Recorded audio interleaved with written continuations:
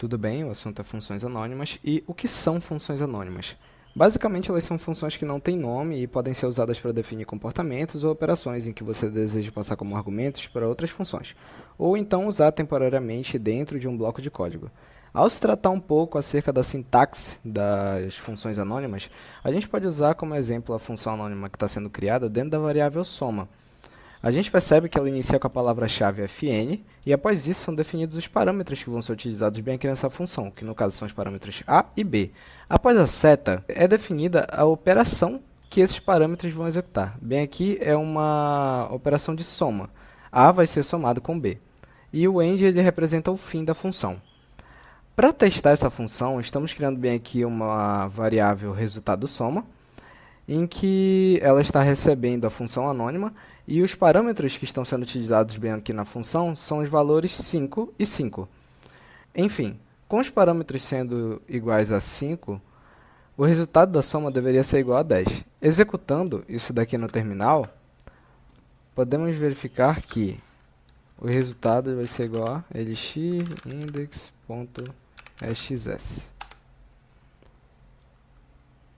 O resultado ele é igual a 10, realmente bem aqui.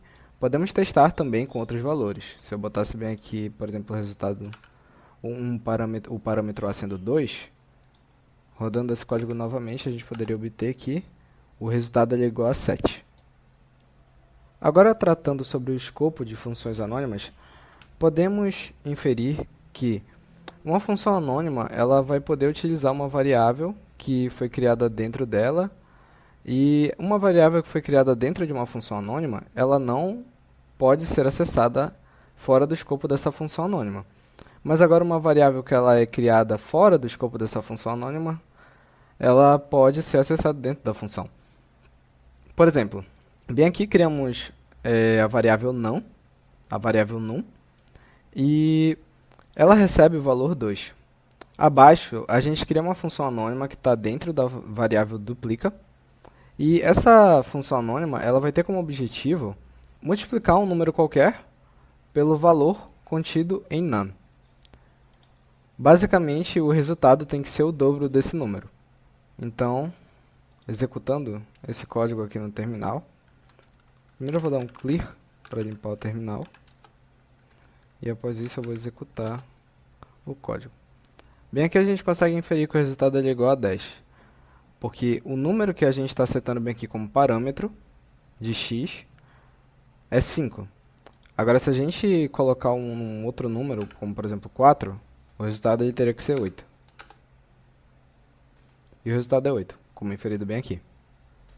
Ok, agora vamos falar um pouco sobre a utilização de funções anônimas como argumentos de outras funções. No exemplo abaixo, a gente está definindo bem aqui, a gente está criando uma variável lista e que ela vai conter uma lista, que vai conter os valores 1, 2, 3 e 4. Abaixo, a gente está criando uma variável chamada quadrado lista e ela está usando a função enum.map.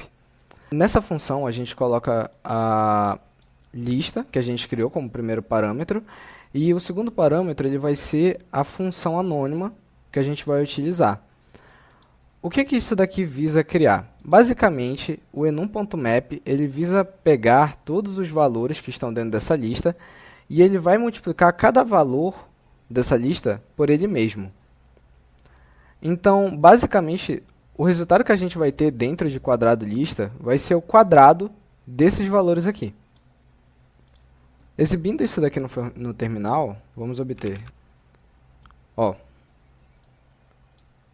Bem aqui, nessa parte do código, a gente está mostrando aqui, comparando as listas, e essa daqui é a primeira lista, que era 1, 2, 3 e 4, e essa é a segunda lista, que está sendo representada por quadrado lista, em que a gente obtém o quadrado dos valores que estavam dentro da primeira lista.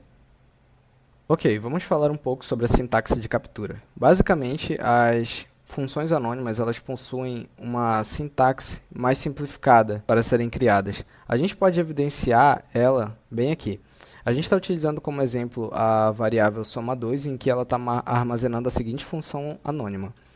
Essa função anônima, a sintaxe dela é a seguinte: a gente utiliza o e-comercial, abre e fecha o parênteses, e dentro do parênteses a gente já estabelece a operação que a gente vai querer realizar. Ah, e os parâmetros? Os parâmetros eles já estão sendo declarados bem aqui, durante mesmo a própria operação que a gente está criando bem aqui.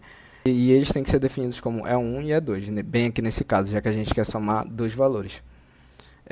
Para exemplificar o funcionamento dessa função, a gente criou a variável resultado soma 2, em que ela está recebendo a função anônima que está dentro de soma 2, e estamos setando bem aqui como parâmetros 5 e 7.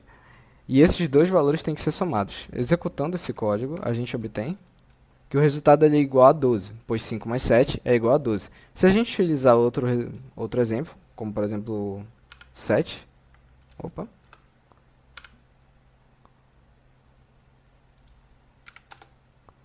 vamos obter que o resultado é igual a 14.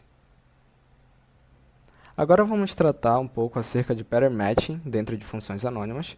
E para exemplificar isso, a gente criou a variável tratamento, em que ela vai receber uma função anônima. Dentro dessa função anônima, a gente vai ter dois casos. Ambos vão utilizar como parâmetros uma tupla.